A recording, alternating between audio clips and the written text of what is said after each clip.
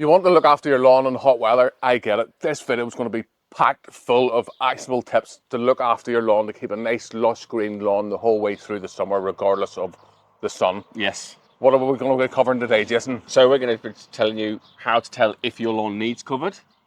Covered, watered, when you should water, and the best time, because novice gardeners often get that one wrong. Yes. And showing you what sprinklers would work best with your lawn. But even before that, there's lots of things we can put in place so as you might not even have to water your lawn or use less water, because we want to conserve water because it's precious. Yes. Now, in the past, I'm going to hold my hands up because I gave a bit of bad advice, so I'm going to cover that in today's video. Yep. And what's the last thing, Jason? This video is in association with our friends over at Berthoud. Let's go. These tips are for cool season grasses for the likes of the UK and North America. The easiest way to tell if your lawn needs to be watered is just to have a look around.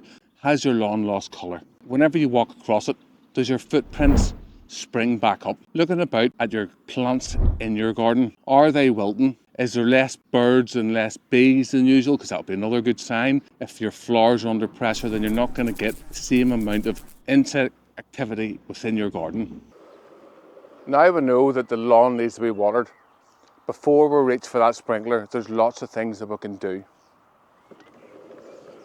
One of the easiest things to do with your lawnmower is to raise the height of your lawnmower so as you're cutting at a high height. The three key reasons for raising the height of cut on your lawnmower whenever there's a drought on is very simple. Your lawn becomes under stress, and that leads on to number two. So whenever we raise the height of cut, if you think back to your school days, I know for somebody it's going to be longer than others, your grass makes and stores its energy in the leaf through photosynthesis. The longer we leave that leaf, then the better the lawn can make and store the energy. Number three, having a longer leaf helps stop the soil from drying out. And that brings me on to my next tip, is if you have it, is to use a lawnmower with a mulching plug. So raise the height of cut and then put the mulching plug in and then cut your grass with that. If you don't have a mulching plug, then just cut with your grass box off. Make sure that the flap's down, that you're not getting any debris up around your face. And what that's going to do is, it's going to put a thin layer of grass over the top of the lawn, and that's going to help protect the lawn as well. Before we reach to the sprinkler, we've another way to see if the lawn needs to be watered. I call it the screwdriver test, either taking a screwdriver or a knife. But I'm going to say a visual inspection is better than this here.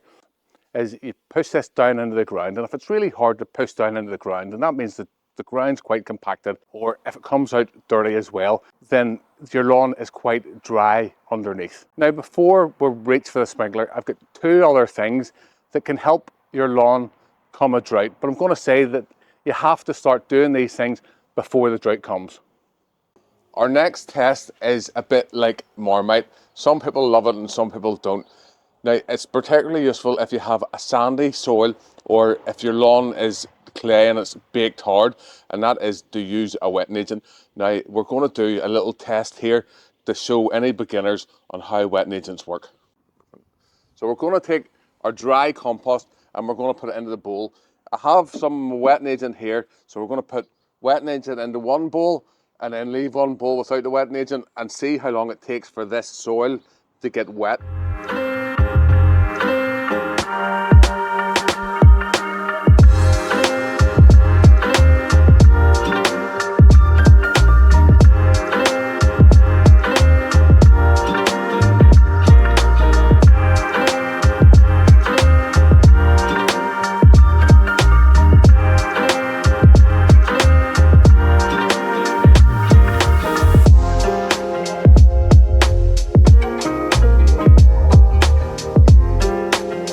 It's important with most wetting agents that the soil is already wet before you put the wetting agent on.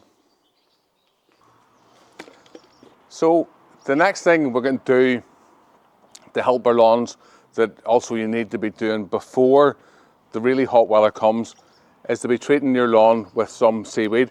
Now, Jason loves talking about tools, so let's go and see what he's at. So our friends over at Berthoud sent us this sprayer. It's a Berthoud Vermeral 3000. That's powered by a battery that can last up to 6 hours on a 2.5 hour charge. Now, when we're using this, we'll probably charge it once a week, and it was also lighter than the non-battery powered ones, and I find it a lot more ergonomic and it's less fatiguing whilst you're using it. Unlike the conventional pumping ones, with this being battery powered, you have that taken out of the process, so it's less fatiguing in that way. And also with this design and these nice comfy paddings, you can keep it on your back for a lot longer. This sprayer has 3 settings: a high pressure, a low pressure and a boom setting, and that goes out at a higher flow rate for covering large areas.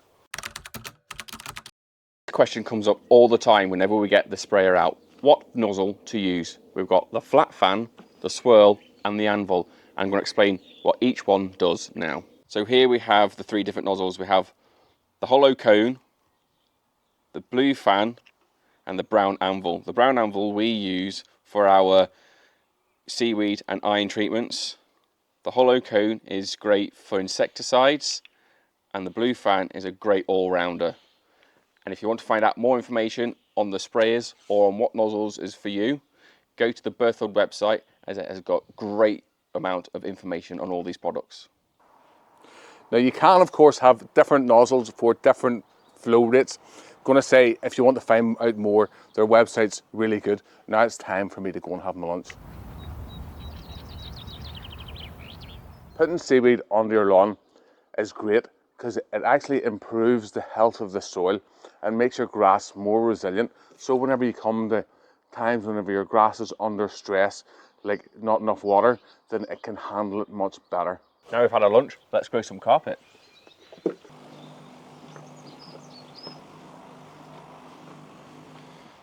I know we've already covered some of these parts, but the padding on this and the fact that it's electric, I'm not having to pump it, is a lot less fatiguing on the body.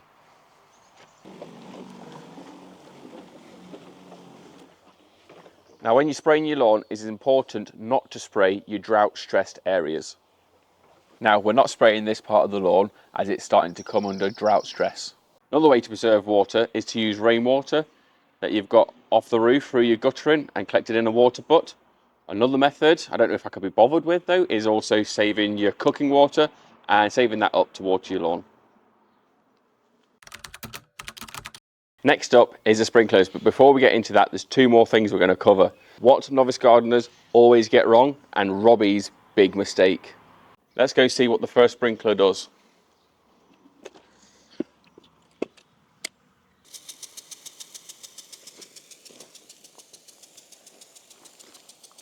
So first up is the pulsating sprinkler from Hoselock. Now we've only got it set up to do a short area, but you can get it to do a full 360.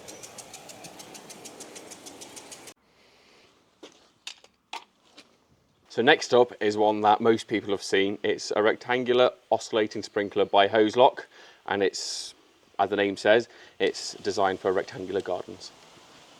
So as you can see, we've got it only spraying over to one side as we've got more tests to do, but it will fan all the way over and back. Now for the cheapest of the bunch. As you can see, this one is designed for round gardens.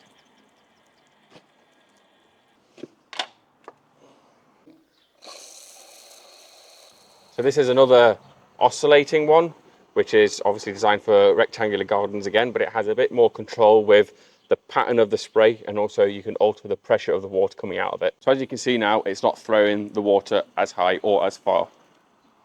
And now you can see there's a lot more power going through it, so the water is being thrown further. So you have a large garden and you run multiple sprinklers, you're going to want something like this. You can run up to 6 sprinklers off it, and every time you push the button it will turn one off and switch on to the next sprinkler.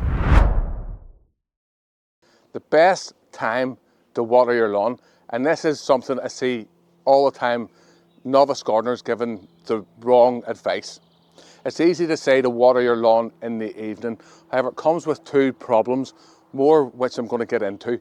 The best time to water your lawn is actually 6 a.m. Now I know that nobody wants to get out of their bed at 6 a.m. to water their lawn, so I'm going to show you a really easy trick for you. Now the 2 reasons why you don't want to water your lawn. Number 1 is the soil temperature is warmer in the evening and you're going to lose a certain amount of water through evaporation.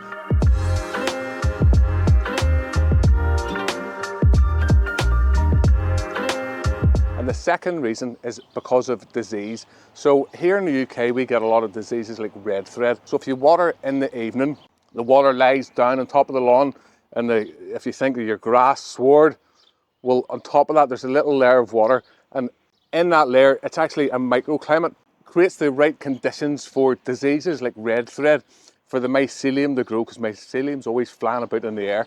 So if you water in the evening, then you risk getting red thread, plus you're going to lose more of that water, because we want to conserve and use the water to the best we can. Before I tell you about my big mistake, so if you want to water your lawn at 6 a.m. and you don't want to get out of your bed at that time, because who does, get yourself a water timer. You just hook these onto the taps, set your timer, job done. So in the past, I've said about using a tuna tin to water your lawn. Now before we get into my big mistake, because there is a mistake here, I'm going to say the best times, as was discussed earlier, to water your lawn is first thing in the morning. If you water during the day, you lose a lot of water due to evaporation. Think of the sun beating down and those temperatures. We've seen how warm the soil was earlier. So that's key. Now you only want the water once a week, but you want to give it a good heavy dose of water. Now the thinking is you're best to water to about 25 mil, and that's where this jug or this tin of tuna comes in, because it's just about the right size. But you also want to take a ruler and measure it, because different tins are different sizes. So really you want to just put this underneath the flow of the sprinkler, and whenever it hits the 25 mil mark, then it's time to move the sprinkler. But if you want to conserve water, because we like to conserve water, because it's important, it's precious. So as we seen earlier, this bit here is in full sun, so it needs more water. But whenever we come down into here, you can see this area is in shade, so it's not going to need as much water as places that are in full sun. So you always want to test, and just to make sure that you're saving enough water and you only put enough water on to keep your lawn alive and green.